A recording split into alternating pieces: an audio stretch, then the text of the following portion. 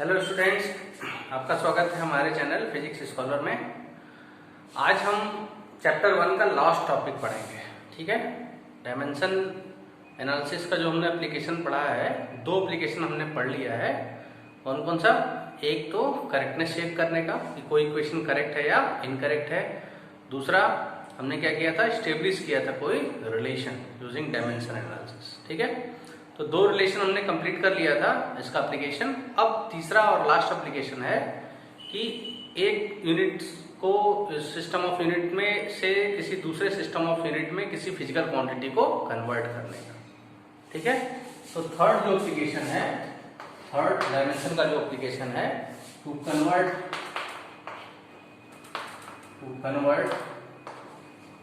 one system of unit into another,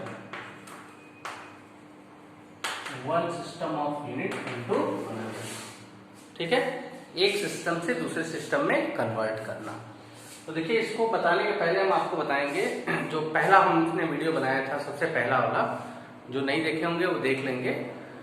उसमें हमने बताया था कि किसी भी फिजिकल क्वांटिटी को यदि हम मेजर करते हैं तो उसके मैग्नीट्यूड को हम कैसे लिखते हैं, हमने बताया था। फिर हम यहाँ लिख देते हैं magnitude of physical quantity equal to suppose P equal to N into U लिखा था। ठीक है, आपको याद होगा यदि आप वीडियो देखे होंगे। तो N क्या था, या इसको हम ऐसे भी लिख सकते हैं N dot V dot into unit. ठीक है, U इज यूनिट। तो न्यूमेरिकल वैल्यू इनटू यूनिट के फॉर्म में हम लिख सकते हैं किसी भी फिजिकल क्वांटिटी को। ठीक है, ये बताए थे आपको, और हमने बताया था उस समय कि फिर हम इसका यूज भी करेंगे आगे। ठीक है, तो वो वीडियो आप देखेंगे तो आपको क्लियर हो जाएगा। जैसे एक एग्जांपल हम फिर से लेकर तब हम आगे आते हैं। ठीक है, जैसे हम मान लेते हैं कि हम एक लेंथ मेजर कर रहे हैं किसी रॉड का, उसका लेंथ सपोज कर लेते हैं 2 मीटर। ये लेंथ ऑफ रॉड है 2 मीटर, और इसको हम सेंटीमीटर में मेजर करेंगे, कितना हो जाएगा 200 सेंटीमीटर। तो यहाँ मीटर एक यूनिट है, सेंटीमीटर एक यूनिट है। यहाँ पर एक न्यूमेरिकल वैल्यू 2 है, न्यूमेरिकल वैल्यू 200 है।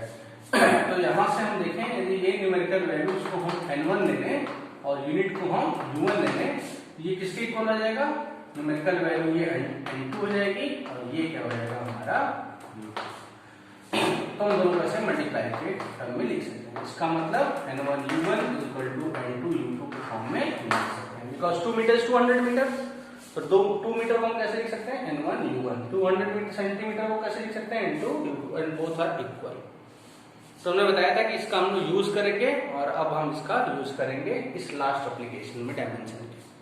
ठीक है, तो N1 numerical value in one system of unit है, और N2 numerical value of same physical quantity in another system of unit. U1 is the unit in one system and U2 is unit in another system of same physical quantity. ठीक है, इसका हम use करके हमें क्या निकालना है, हमें वैल्यू कैलकुलेट करनी है किसी एक सिस्टम से दूसरे सिस्टम में। ठीक है, एक प्रॉब्लम आइए करते हैं, इस पे एक प्रॉब्लम करेंगे तो अब हमें क्लियर होगा इसका यूज कैसे हम करना है। ठीक है, चलिए क्वेश्चन देखते हैं। Convert newton into dyne using dimension analysis. देखिए, न्यूटन क्या है, is a unit of force.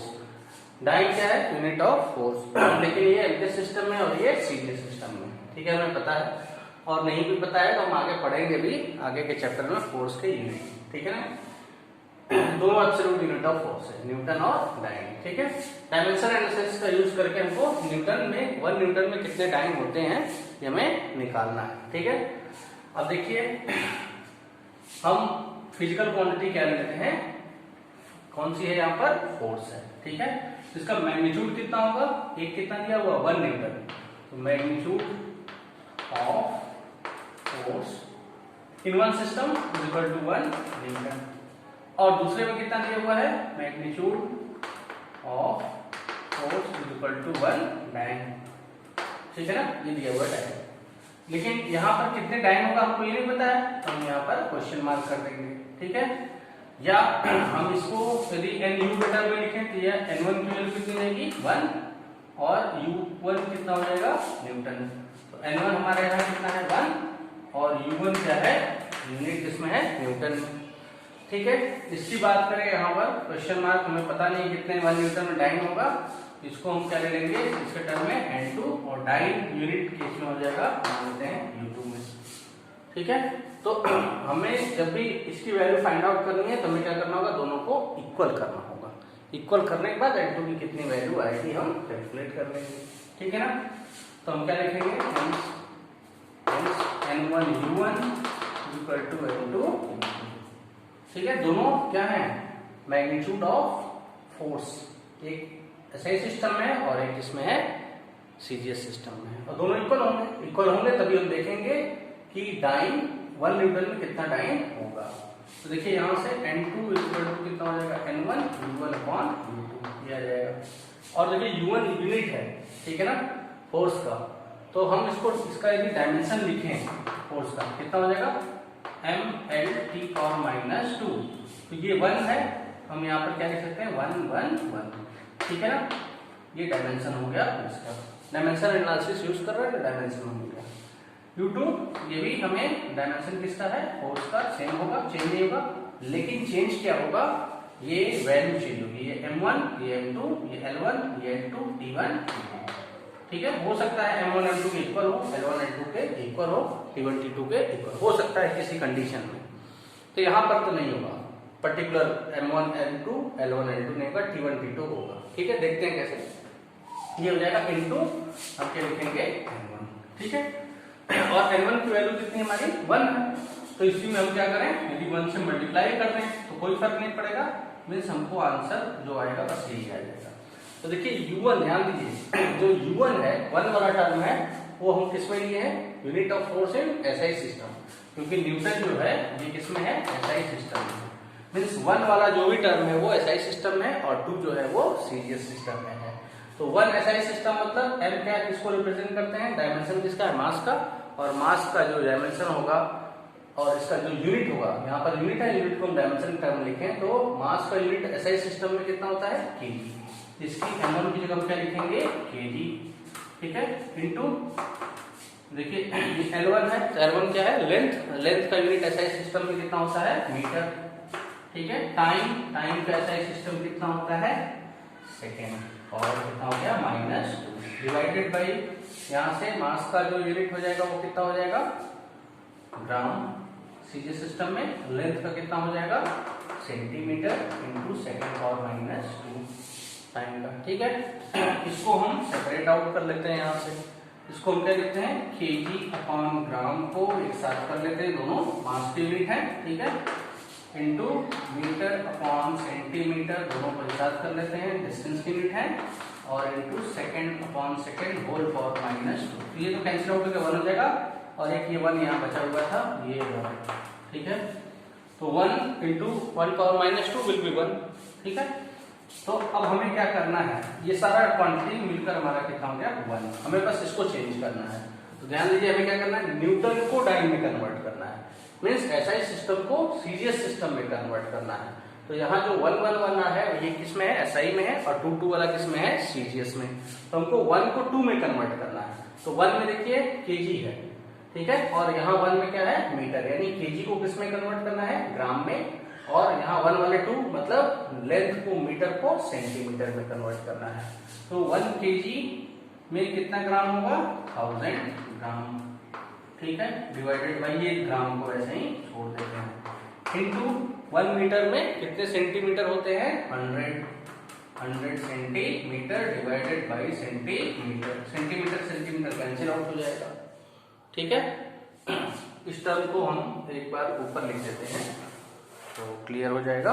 ठीक है, इसको हम साइड में कहीं लिख देते हैं, यहाँ हम सपोज कर लेते हैं लिख देते हैं, तो 1 केजी में कितना ग्राम हो जाएगा 1000 ग्राम डिवाइडेड बाई ग्राम, ये हो गया।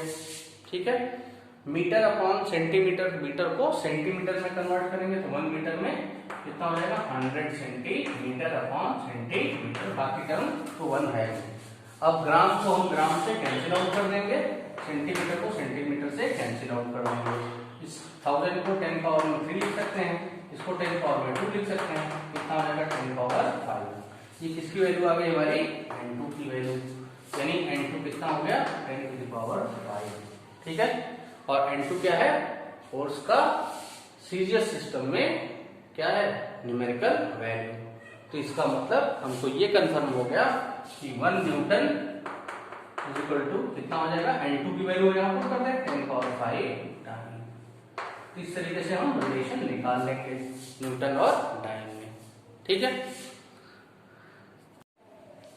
चलिए आइए अगला क्वेश्चन देखते हैं। अगला क्वेश्चन क्या है, calorie is a unit of heat और energy and it equals to 4.2 joule where 1 joule is 1 kg meter square second power minus 2.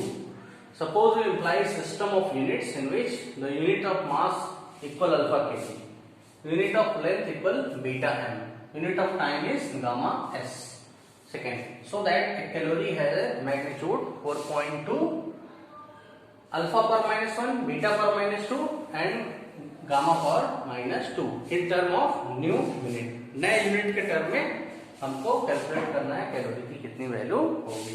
ठीक है, क्या करेंगे हम लगाएंगे n1u1 इक्वल टू n2। ठीक है, और देखिए n1 यहाँ पर क्या दिया हुआ है कि 1 हीट की जो यूनिट है वो कैलोरी होती है और 1 कैलोरी 4.2 जूल के इक्वल है। इट मींस n1 गिवन है कितना है 4.2 जूल या 4.2 kg metre square second power minus 2 ये हो जाएगा। ठीक है, अब देखिए इसका डायमेंशन कितना होगा इस एनर्जी का। तो हम यहाँ पर हम ये फॉर्मूला अप्लाई करते हैं, हमें n2 फाइंड आउट करना है कितनी वैल्यू होगी। n2 यहाँ से कितना हो जाएगा n1 upon u2। n1 की जगह कितनी न्यूमेरिकल वैल्यू है ये 4.2। ठीक है, u1 कितना है देखिए 1 की बात कर रहे हैं यहाँ पर, जैसे 1 4.2 लिखे तो 1 पहले कितना है ये kg metre square second power minus 2। इसका डायमेंशन जो होगा वो कितना हो जाएगा, ये मास का डायमेंशन कितना हो जाएगा m, ये डायमेंशन डिस्टेंस का है कितना हो जाएगा l power 2 l power plus 2 और ये टाइम का है l पावर माइनस 2। ठीक है, ये होगा डिवाइडेड बाई u2 नए सिस्टम में है, नए सिस्टम में लेंथ कितना हो जा रहा है मास कितना हो जा रहा है अल्फा kg पहले का। ठीक है, तो यहाँ पर हम क्या लिखेंगे सपोज कर लेते हैं, हम लिख देते हैं m1 लिख देते हैं। ठीक है, और l की जगह हम क्या लिखते हैं l1 पावर 2 और t की जगह हम क्या लिख सकते हैं t1 पावर माइनस 2। ठीक है, तो यहाँ से कितना हो जाएगा देखिए 4.2, इसको हम m को सेपरेट आउट कर लें m अपॉन m1। ठीक है, l और l1 को सेपरेट आउट कर लेते हैं l upon l1 whole power 2 और t1 t upon t1 whole power minus 2। ठीक है, ये हो जाएगा, सिंपल है। अब इसके बाद क्या करेंगे, हमारा न्यू सिस्टम में m1 l1 और t1 है। तो न्यू सिस्टम में m1 की जो वैल्यू है वो कितने, हमें क्या करना है देखिए ध्यान दीजिए n2 कैलकुलेट करना है। ठीक है, n2 कैलकुलेट करने का मतलब जो टर्म 1 वाला है उसको 2 के टर्म में एक्सप्रेस करना है। ठीक है, तो यहां से हम क्या लिखेंगे n2 इक्वल टू 4.2। ठीक है, ये हमारा m किसमें है kg में है यूनिट डिवाइडेड बाई ये किसमें है अल्फा kg में गिवन है। ठीक है, पावर 1 आ जाएगा। ये l किसमें लेंथ है इसमें है मीटर में है डिवाइडेड बाई ये l1 किसमें है देखिए l1 गिवन है हमारा length equal to beta m, यहाँ पे लिख देंगे बीटा m पावर 2। यहाँ टाइम t किसमें है सेकंड में है पहले केस में, दूसरे में कितना है देखिए गामा सेकंड तो gamma s whole power minus 2। ठीक है, ये हो जाएगा। अब देखिए केजी से केजी कैंसिल आउट हो जाएगा, यहाँ मीटर से मीटर कैंसिल आउट हो जाएगा, सेकंड से सेकंड कैंसिल आउट हो जाएगा। तो हम इस अल्फा को ऊपर लाएंगे 1 अपॉन अल्फा है, अल्फा पावर कितना हो जाएगा -1 तो 4.2 alpha power -1 1 upon beta square है, बीटा को ऊपर ले चलेंगे बीटा पावर -1 और ट्वाइस है तो कितना हो जाएगा बीटा पावर -2। गामा कितना है 1 बाई गामा, तो गामा को ऊपर चलेंगे -1 और -1 इंटू -2 तो कितना हो जाएगा गामा पावर 2। तो देखिए ये हमें प्रूव करना, ये हमारा आंसर आ जाएगा। ठीक है, ऐसे बहुत सारे प्रॉब्लम्स हैं जो हम इस बेस पर इस फॉर्मूले पे करेंगे n1 u1 = n2 u2। ठीक है।